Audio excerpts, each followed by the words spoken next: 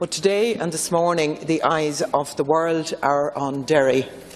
And on behalf of Sinn Féin, I want to pay tribute to the Bloody Sunday families whose long, painful campaign for truth and justice has led us to this day. Now, as I speak, news is breaking that one former British soldier out of the 18 is going to be charged, is going to be prosecuted with 1 murder and 4 attempted murders. Our thoughts are and our solidarity is with the families today as they digest the news that's coming through and the disappointment that they might feel around this. Their determination and dignity over the past 47 years has been remarkable and an inspiration to many others who seek justice around the globe. And I'm also mindful today of the Ballymurphy families and the other families who are still struggling for justice. I'm very mindful of the words of Kay Duddy, sister of Jackie Duddy, on RTE this morning, when she said, "This is not about revenge, it's about justice." An Cathaoirleach, I think it would be appropriate for An Tánaiste to come before the House today to make statements on this decision, and I move that we amend the order of business accordingly. And finally, I think that regardless of what the decision is today, it's worth remembering the words of David Cameron in 2010 when he said the conclusions of this report are absolutely clear.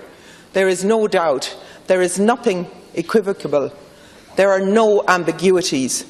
What happened on Bloody Sunday was both unjustified and unjustifiable. It was wrong. Lord Saville concludes that the soldiers of the support company who went into the bogside did so as a result of an order which should not have been given by their commander. He finds that none of the casualties shot by the soldiers of the support company was armed with a firearm.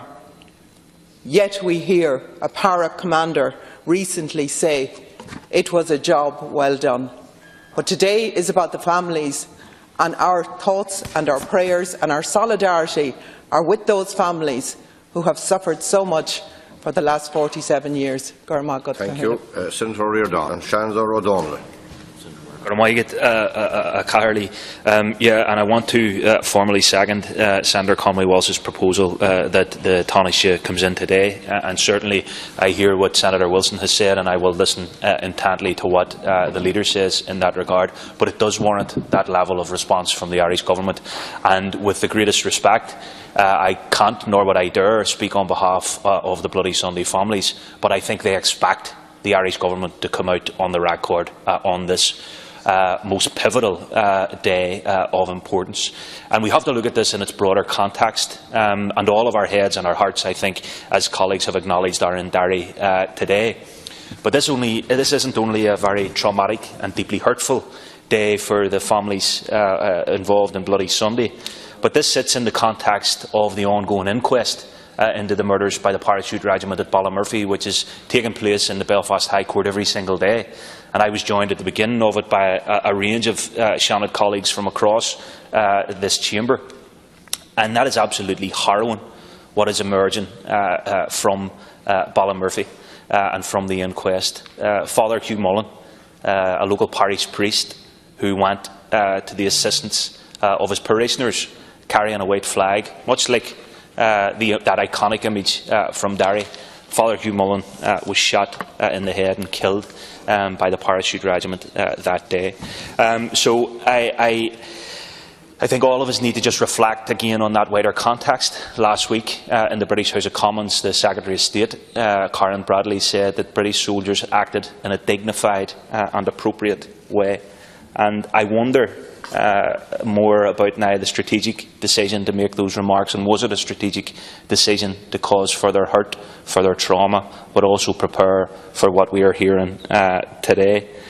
Michael Finucane, the son of Pat Finucane, again involved in a significant finding in the judgment in the British Supreme Court a few weeks ago, has said the decision today is extremely worrying because of the circumstances of the killings and Savile's comments about the circumstances thereof. So there's a big question over the PPS comment in his opinion that the evidence wasn't sufficient. I think all of us can agree when we went from, and we all remember, that joyous sense of relief that came down upon Derry the day of the Savile publication, has gone to, I think, a deep sense of hurt, a deep sense of loss, and a feeling, I think, of great injustice being further inflicted upon these families. So we will watch with interest, we will watch with solidarity, as colleagues have said, with the families, but I think it is urgently required for the Irish Government, in relation to the decision of Bloody Sunday and in that broader context of ongoing legacy issues, to come in and put their views on the record. Thank you. Now I call on the leader to respond.